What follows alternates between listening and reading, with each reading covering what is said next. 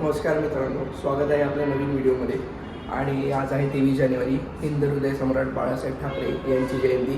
आणि आज यांच्या जयंतीनिमित्तानेच आपण एक शाळेमध्ये, म्युन्सिपालिटी शाळेमध्ये खाऊचं वाटप करणार आहोत. तर चला दाखवतो तुम्हाला खाऊ वाटप आपण जयंतीनिमित्त करणार आहे ते.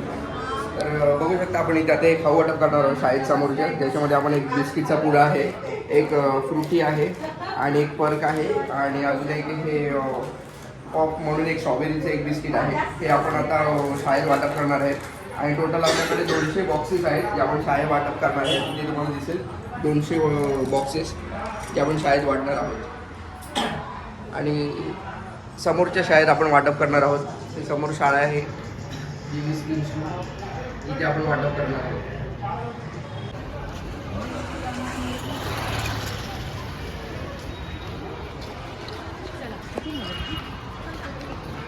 200 मुलं आहेत टोटल. 200 मुलांना आपण खाऊ वाटप करतो इकडे.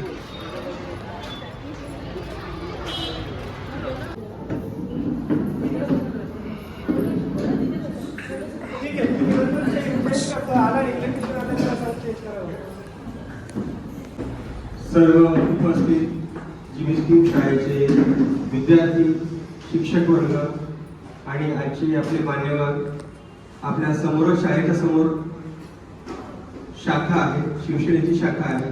आणि आज योगायोगानं बाळासाहेब ठाकरे यांचा जन्मदिवस आणि या जन्मदिवसाच्या निमित्तानं आपल्याला एक सुवर्ण संधी मिळाली की या संधीचा फायदा घेऊन आमचे स्नेही आणि आमचे माजी विद्यार्थी यांनी त्यादिवशी विचार केला की सर एरवी तर कार्यक्रम चालतात, मग आमच्याकडे पण शाखेच्या वतीनं आमचे सगळे स्नेही आहेत की त्यांचा विचार आहे की आपण मुलांना काहीतरी साहित्य वाटूया. त्यांना मुलांना आता खाऊ वाटपासाठी आजचा योग्य दिवस तुम्ही निवडला. बरेच दिवस आपण एकमेकांच्या समोर आहोत, परंतु कार्यक्रमाचं काहीतरी निमित्त असण्याची गरज होती आणि तो योग आज आलेला आहे. तर आजच्या या कार्यक्रमाच्या निमित्त तुम्ही माझ्या विद्यार्थ्यांना या ठिकाणी खाऊ वाटपासाठी आलेला आहात. तुमचं सगळ्यांचं जीबीएसटी शाळेच्या इमारत प्रमुख म्हणून मी आपल्या सगळ्यांचं एकदा पुनश्च स्वागत करतो.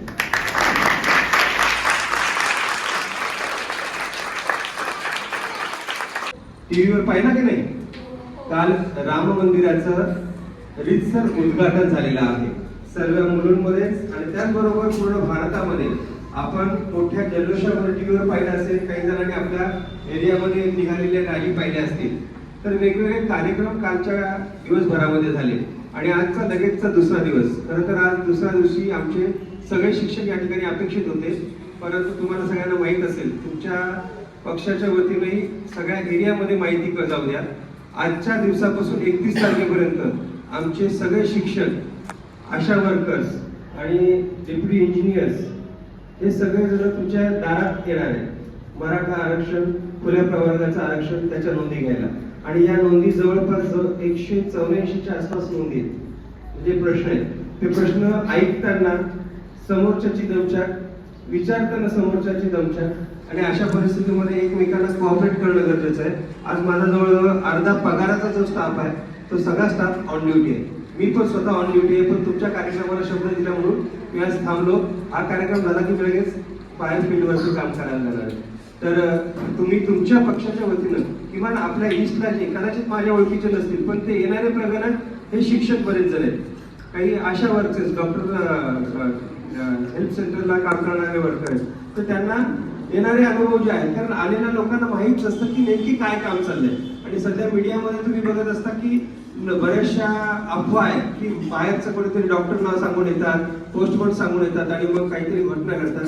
आणि विनाकारण या लोकांचा ऍक्च्युली ते त्यांचे वर्ग सोडून, त्यांचं काम सोडून तुमच्या विभागामध्ये या सरकारी नोकर असल्यामुळे त्यांना ह्या सगळ्या गोष्टी करणं गरजेचं आहे. इलेक्शन झालं, जनगणना झाली, त्याचप्रमाणे ही आता 10 दिवसाचं मराठा आरक्षण आणि खुल्या प्रवर्गाच्या आरक्षणासंदर्भात मोबाईल ऍपवरती हे सगळं ट्रेनिंग होणार आहे. म्हणजे सगळी माहिती तुमची विचारली जाणार ती मोबाईल ऍपवर विचारली जाणार. किमान एका व्यक्तीच्या घरामध्ये 15 मिनिटांच्या वरती वेळ लागू शकतो. तर तुम्ही तुमच्या सेंटरला जरी गेलं तर तुमच्या लोकांकडनं 100 लोकांपर्यंत जाईल, त्या 100कडनं 1000 पर्यंत जाईल आणि तुमच्या लोक म्हणजे आपल्या एरियातल्या लोकांना ते सोपं जाईल. त्याबरोबर आमच्या प्रगणकांना सोपं जाईल की अशा प्रकारचं काम एरियामध्ये ऑलरेडी माहिती पोहोचते. खरं तर मुख्यमंत्री साहेबांनी याच्या अगोदरच परवाच्या दिवशी म्हणजे शुक्रवारच्या दिवशी VC घेऊन दुपारी 3 वाजता आवाहन केलेलं आहे. परंतु मीडियामध्ये राम मंदिराच्या त्या मोठ्या सोहळ्यामुळे हा मेसेज जास्त लोकांपर्यंत कदाचित पोहोचला नसेल, तर आता तुमच्या वतीने तो पोहोचावा अशी अपेक्षा आहे. आणि आजच्या या कार्यक्रमाच्या निमित्तानं तुम्ही माझ्या शाळेची निवड केली त्याबद्दल मी पुनश्च एकदा तुमच्या सगळ्यांचे धन्यवाद देतो.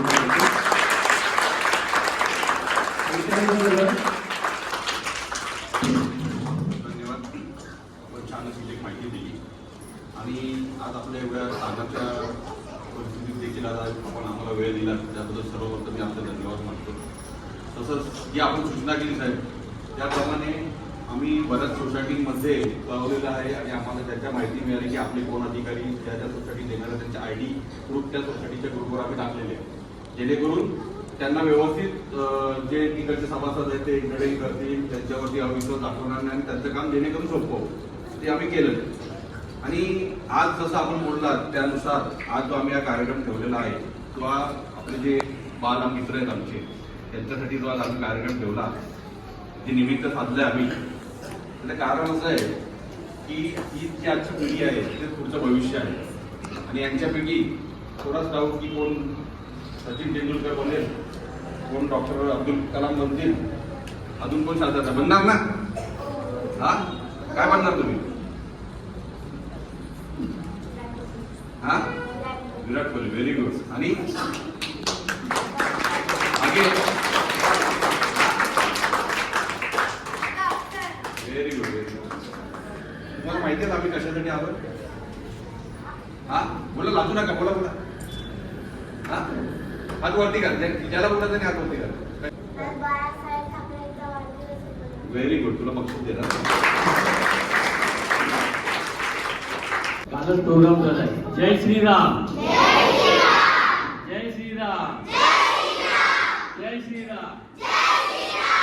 आता वाटतं तुम्ही वर्गात जागे झाले, खूप मोठा आवाज आहे सगळ्यांचा. आणि प्रमाणपत्र मिळालेलं आहे तर घ्या.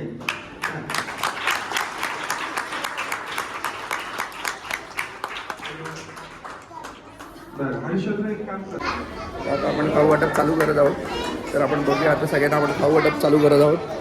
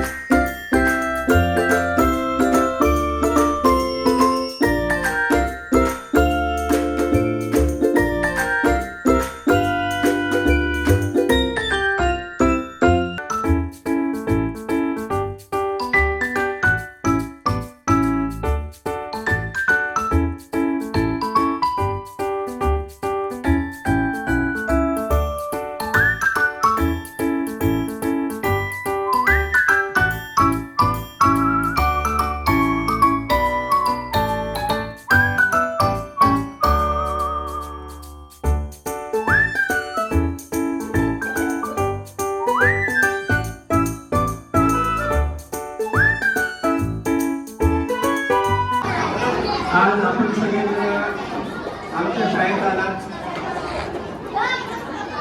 आणि आमच्या विद्यार्थ्यांना हा अल्पोपहार आजच्या या श्रीमान बाळासाहेब ठाकरे यांच्या जन्मदिनानिमित्तानं आपण सोय केली त्याबद्दल मी शाळेच्या वतीनं आपल्या सगळ्यांचे पुनश्च एकदा आभार व्यक्त करतो. धन्यवाद. आणि यापूर्वी किचन गार्डन परसबाग आणि प्रत्येक शाळेमध्ये जिथे जागा असेल तिथे किंवा जिथे टेरेस आहे त्या टेरेसमध्ये टेरेस गार्डन तयार करायचं. तर आपल्याकडे आता टेरेसवर जाणार का आणि परत फुलाचं आहे, त्यामुळे आम्ही काय विचार करतो की खाली जेवढं शक्य होईल तेवढं. तर आमच्यापर्यंत आम्ही केलं आहे. तर तुमच्यापैकी काही त्यातले तज्ज्ञ असतील की ज्याच्या घरामध्ये आम्ही सर हे लावलं आहे ते लावलं आहे असं करू शकतो, कुंड्या लावू शकतो किंवा आमच्याकडे आहेत आम्ही ते देऊ शकतो किंवा आम्ही तुम्हाला प्रोव्हाइड करू शकतो. तर आपली शाळा मोठी आहे, तुमच्या सगळ्यांसाठी ओपन आहे. आता जशा ह्या नवीन कुंड्या आणून मी त्याच्यामध्ये काही नाशिकवरनं वांग्यांची रोपं आणलेली, अळू आता लोकल मिळाला मला इथे, तर ह्या इथं अशी आम्ही बिया लावल्या होत्या त्याच्या सुरुवातीला. तर त्याच्यामध्ये जेवढं शक्य झालं तेवढं लावलं आहे. याच्या व्यतिरिक्त तुम्हाला काही वाटलं की बाबा अशा आम्ही औषधी वनस्पती आहेत किंवा काही फळभाज्याची तर ते करू शकत असाल तर मोस्ट वेलकम. तुमच्या वतीनं एखादी कुंडी असेल ती इथं आपण ठेवा. आता आमच्याकडे जेवढं शक्य होईल तेवढं आम्ही बघा इथं लावण्याचा प्रयत्न केला आहे. कारलं झालं, वाटाणा आपला तुमचं, गवार झाली, हे पालक आहे, तिकडे वांगी आहेत, आळू आहे, परत इथे आता ही हा पण बहुतेक गवारच आहे, ही मेथी आलेली आहे, हा ओवा, तुमचा पानफुटी आहे, अडुळसा आहे, डायबिटीस प्लांट आहे. तर अशा प्रकारे आम्ही प्रयत्न केलेला आहे. पण जर का याच्या व्यतिरिक्त तुम्हाला असं वाटतं की सर असं पण करू शकतो आम्ही, तर तुम्ही मोस्ट वेलकम. कधीही तुम्ही दिवसातल्या 24 तासांपैकी कधीही येऊ शकता. शाळेमध्ये ती सुविधा देऊ शकता. तुमचं एक योगदान राहील. परत तुम्हाला वरच्यावर की बाबा आम्ही लावलेलं झाड आहे का नाही तिथे काय आपण मिरचीचं आणि लिंबूचं लगेच त्याच्यात रोप टाकले करते आणि ते आलेले आहेत, दोन्ही पण आलेले झाड. Most me welcome. 2-4 दिवसात तुमच्याकडे आणून देते. नक्की नक्की नक्की.